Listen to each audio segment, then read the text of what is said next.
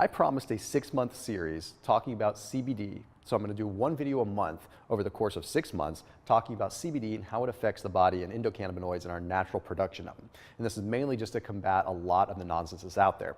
All right, so today I want to talk about pain and inflammation and how CBD affects it, but also how our natural endocannabinoids affect pain and how the modulation of inflammation is really just a natural process that all has to do with cyclooxygenase enzymes and also very specific things called endocannabinoids. So let's talk first about what inflammation really is. I'm going to make this quick. All right, inflammation is simply a response to any kind of trauma or any kind of immune event in your body where your body needs an immune response. Okay, we have two different kinds, acute and chronic. Acute is the kind that you probably know about when you bump your elbow, when you get a scratch or a cut, and it gets swollen. Okay, it gets swollen and red. That's simple inflammation. That's simple cytokine activity triggering immune cells to fight a given trauma. Then we have chronic inflammation.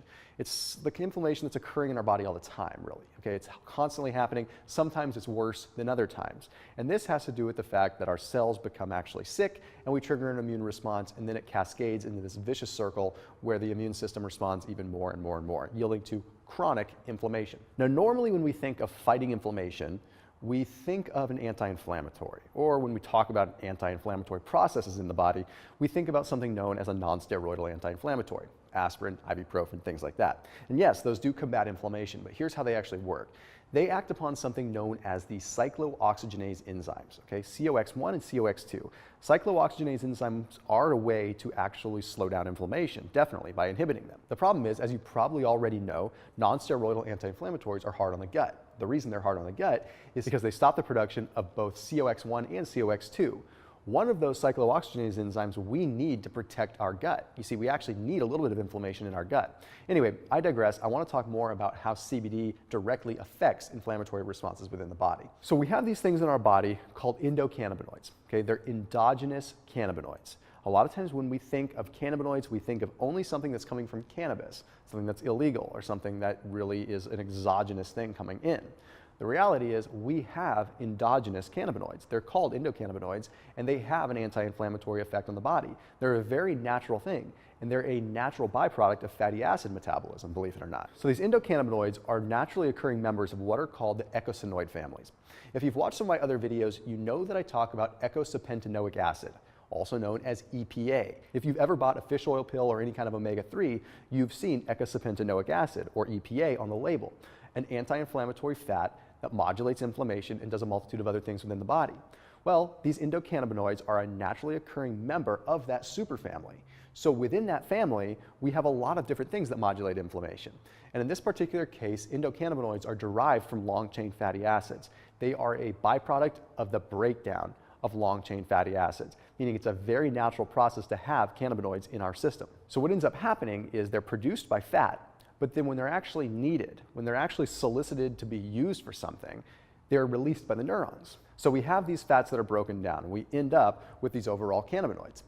But they don't get released until the neurons say so. So the neurons actually see some inflammation or they see something, they're going to release more of these to modulate it. So it's this natural progression of fats communicating with neurons to ultimately release these endocannabinoids. So let's take it a little bit further to understand how this works. And now that means we have to understand cytokines. You see, cytokines are signaling proteins that ultimately recruit inflammation to happen. So cytokines will trigger specific immune cells to release inflammation or actually even reduce inflammation when given the right circumstances. Cytokine activity is not always bad. We do need some cytokine activity. If we got rid of all the cytokines, we wouldn't ever have inflammation, or it wouldn't ever be able to be modulated up or down, leaving us in a really sticky situation. So when we get down to CBD, CBD actually modulates the cytokine production. So it works on cytokine production with very specific cells though. So since we don't want to get rid of all the cytokine activity, we do want to get rid of it with specific things.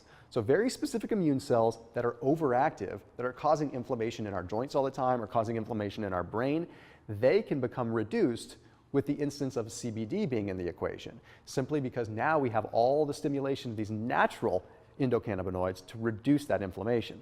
But there's one specific area of the body that reduces cytokine activity that's exceptionally important, and that's when it comes down to T helper cells. If you've ever heard of T cells before, then you know that there are two kinds. There are helper cells and there are killer cells. The helper cells travel around the body and they slap a label on anything that is potentially bad. That label allows the killer T cells to come by later and designate that to be killed. So basically it has a label and now the killer T cell goes ahead and it kills it. So they're working in tandem, kind of a two-part equation here. So what CBD does is it limits the cytokine activity of these helper T cells, meaning they are not as activated in a bad way. If you have overactive T cells, T helper cells, they're going to run around your body running rampant, slapping a label on everything, triggering inflammation and triggering killer T cells to come around and start an attack on things that don't need to be attacked. So you can see how this can lead to a massive amount of chronic inflammation, leading to joint pain, brain fog, digestive discomfort, all kinds of different things. So to help this get in really clear, I'm going to break down one specific kind of endocannabinoid. Now there are a multitude of them, but this particular one is very common and it's one of the most well-researched. It's called anandamide. Okay? Anandamide is a naturally occurring cannabinoid. It's an endocannabinoid that by using CBD oil, your body naturally creates more of. Remember, I've talked about this in other videos, but CBD does not react with the CBD1 and CBD2 receptors, okay? It does not do that like traditional cannabis would. It's not a recreational drug. What it does is it allows your body to naturally create more of the endocannabinoids that are good. Endocannabinoids like anandamide. Okay, so let's talk about how that actually works. So not only does CBD naturally increase anandamide as is, it also reduces the cytokine activity that would normally inhibit it. So we're talking about the cytokine activity associated with tumor necrosis factor 1 alpha, TNF1A, very common in the world of inflammation. By reducing TNF1A, we reduce the body's ability to fight off production of anandamide. And by reducing the activity of tumor necrosis factor 1 alpha, we also reduce the activity of amino hydrolase. This is a byproduct of fatty acid metabolism that can actually have a negative effect on overall endocannabinoid activity. Basically, all this means is by reducing the cytokine activity of these two things, we are allowing endocannabinoids to do their job better, and we are allowing anandamide to come into fruition, and we create more of it. And if you don't know anandamide, it is very much so responsible for creating bliss within the body, reducing inflammation in the joints, but also reducing inflammation in the brain. It truly is known as the bliss product of the body because that's the sensation that best describes what anandamide does. But in knowing that, we have to wonder, well, how exactly does it do that? Well, it's because it holds the key to be able to turn off nuclear factor kappa B, or at least greatly reduce it. Nuclear factor kappa B is one of the most widely researched inflammatory substances within the body. It is basically the master control switch when it comes down to inflammation.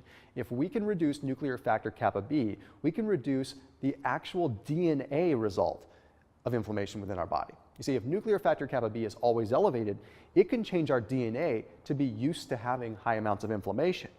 So really, anandamide is one of the keys to actually getting rid of this problem where our bodies are getting so accustomed to inflammation that we're just adapting to become these inflamed creatures. So it truly is allowing our body to turn off that master switch when it comes down to inflammation.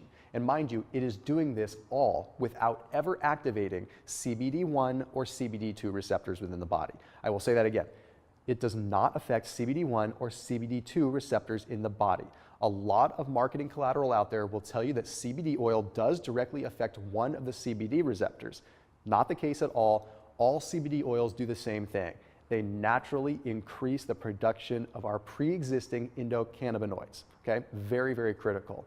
So I know this was very in-depth. It was talking about cytokines, it was talking about all kinds of inflammatory markers in the body, but it's important that you know that at the end of the day, it is a solid way to modulate and reduce inflammation in the body without acting upon the cyclooxygenase enzymes that are going to destroy your gut and lead to a lot of other damaging things in your life.